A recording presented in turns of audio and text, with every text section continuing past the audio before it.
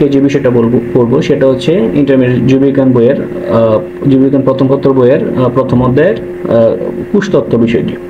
কোষতত্ত্ব অথবা sell theory কি, এটা প্রত্যেকটা বইয়ের মধ্যে আছে এবং খুব সুন্দর একটা বিষয়। কোষতত্ত্ব তেমন কিছুই না, যে কোষের যে বৈশিষ্ট্যগুলো আছে সেই বৈশিষ্ট্যগুলোকে কোষতত্ত্ব বলা হয়, সহজ কথায় বললাম আমি।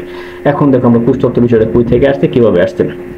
কোষ সম্পর্কে বিভিন্ন তথ্য জানার পরে 1838 সাল থেকে 1800 কত সালে 39, এক বছরের ডিফারেন্স সালে জার্মান উদ্ভিদ বিজ্ঞানী, খেয়াল করো উদ্ভিদ বিজ্ঞানী নাম কি তার, জ্যাকব স্লেইডেন, পুরো নাম রয়েছে মেথিয়াস জ্যাকব স্লেইডেন, এবং আরেকজন প্রাণী বিজ্ঞানী তার নাম কি থিওডোর সোয়ান, এবং কি পরে 1855 সালে জার্মান চিকিৎসক এবং জীববিজ্ঞানী বার্চু কি করেন, কোষতত্ত্ব প্রদান করেন।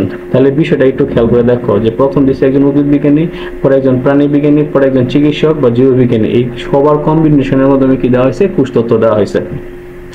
তাহলে আমরা প্রথম যে বিষয়টা বললাম, কোষতত্ত্ব কিন্তু তার প্রদান করতে, তাহলে যদি আসে পরীক্ষাতে কোষতত্ত্ব কে প্রদান করেন, জ্যাকব স্লেইডেন, থিওডোর সোয়ান, আর এটার নাম কি, বার্চু, তারা কি করেন, কোষতত্ত্ব প্রদান করেন। এখন দেখো যে সাম্প্রতিক সময়ে সর্বাধিক গ্রহণযোগ্য যে আধুনিক কোষ মতামত রয়েছে তা হলো নিম্নলিখিতভাবে প্রকাশ করা যায়। এই যে আধুনিক কালে যে কোষ মতামতগুলো আছে সেটা আমরা কি করলাম, নিচে কি করা হয়েছে, প্রকাশ করা হয়েছে। তাহলে নিচে দিকে কি কি বিষয়গুলো প্রকাশ করা হয়েছে। তাই প্রথমে বলছে যে সকল জীবী কোষ সমন্বয়ে গঠিত, প্রত্যেকটা জীবী কোষের সমন্বয়ে গঠিত, মানে সহজ কথা কোষ দ্বারা কি গঠিত।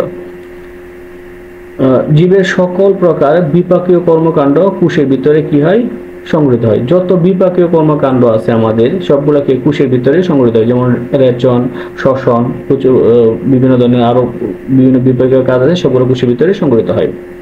এরপরটা বলছে যে কোষ বিভাজনের মাধ্যমে নতুন কোষ উৎপত্তি ঘটে, এটা আমরা আগে থেকে জানি, কোষ বিভাজনের মাধ্যমে নতুন কোষ উৎপত্তি হয়। এরপরটাও জানি দেখো যে কোষ জীবের বংশগতীয় বস্তু ধারণ করে, যা পিতামাতা থেকে নতুন বংশ ধরে সঞ্চালিত হয়, মানে বংশগত বৈশিষ্ট্যগুলো কোষের মধ্যে কি রাখে, ধারণ করে রাখে, এটা পর্যায়ক্রমে পিতামাতা থেকে পরবর্তী নেক্সট জেনারেশনের মধ্যে কি হয়, সঞ্চালিত হয়। পরে দেখো কি আছে, একই প্রজাতির সকল সদস্যের কোষের রাসায়নিক প্রকৃতি মৌলিকভাবে এক, মানে একই প্রজাতি, তার মানে কি যে প্রজাতিগুলো আছে, আমি যদি মানুষের কথা বলি তাহলে প্রত্যেকটা মানুষের কোষের রাসায়নিক বৈশিষ্ট্যগুলো কি, রাসায়নিক গঠন একই রকম। আমরা যদি ছত্রাকের কথা বলি সবারটা একই রকম, শৈবালটা বলে শৈবালটা একই রকম। তাহলে এইগুলো আমাদের কোষতত্ত্ব। কোষতত্ত্বের মধ্যে এখানে 5টা পয়েন্ট দেওয়া আছে, এগুলো একটা কোষের বৈশিষ্ট্যের মতনই, আমি শুরুতে বলছিলাম তোমাদেরকে, এটা তোমরা একটু দেখে নেবা, সেটা হচ্ছে কোষতত্ত্ব। এরপরে দেখো যে কোষতত্ত্ব, কোষ মতবাদের সীমাবদ্ধতা, মানে সেল থিওরির কিছু কি আছে, লিমিটেশন আছে। এই লিমিটেশনগুলো কি কি, তো প্রথমে আসে লিমিটেশন মানে কি, যে সহজ কথা লিমিটেশনগুলো হচ্ছে অনেকটা নেগেটিভ সাইড, মানে ওই কোষের যে ব্যর্থতাগুলো আছে, কোষ হইতে গেলে যে ক্রাইটেরিয়াগুলো, সেই ক্রাইটেরিয়াগুলো মানে না, এইগুলো হচ্ছে লিমিটেশন।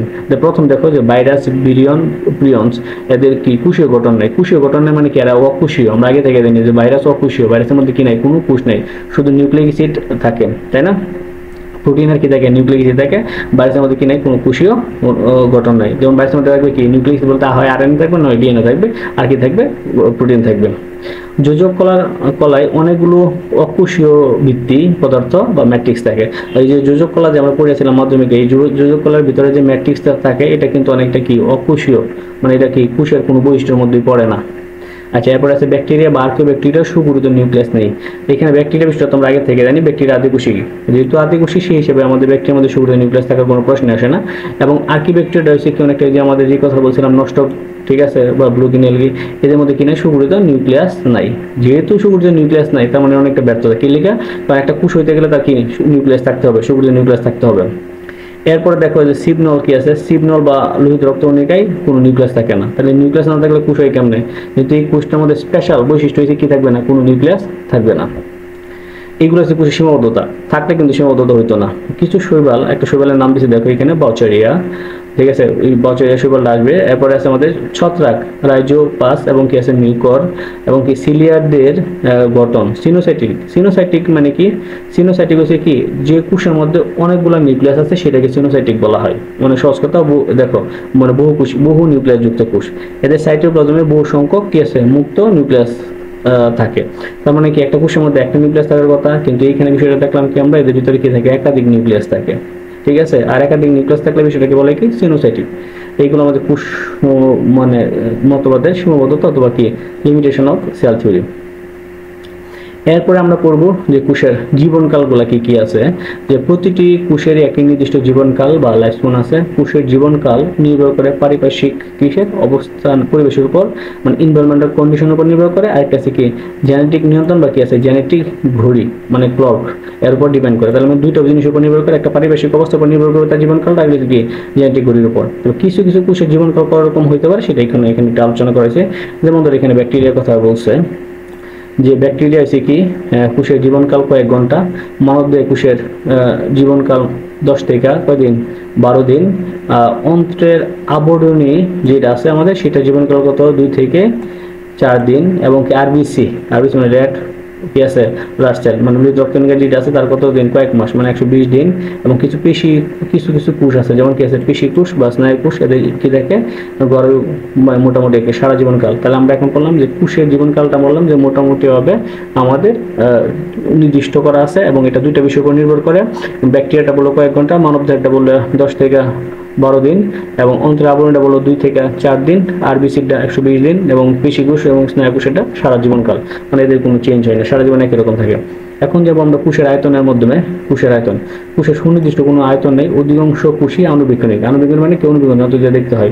এখন এখানে বিষয় হচ্ছে কি কোনগুলো সবচেয়ে বড় কোষ, কোনগুলো ছোট কোষের বিষয়গুলো নিয়ে আলোচনা করা হয়েছে।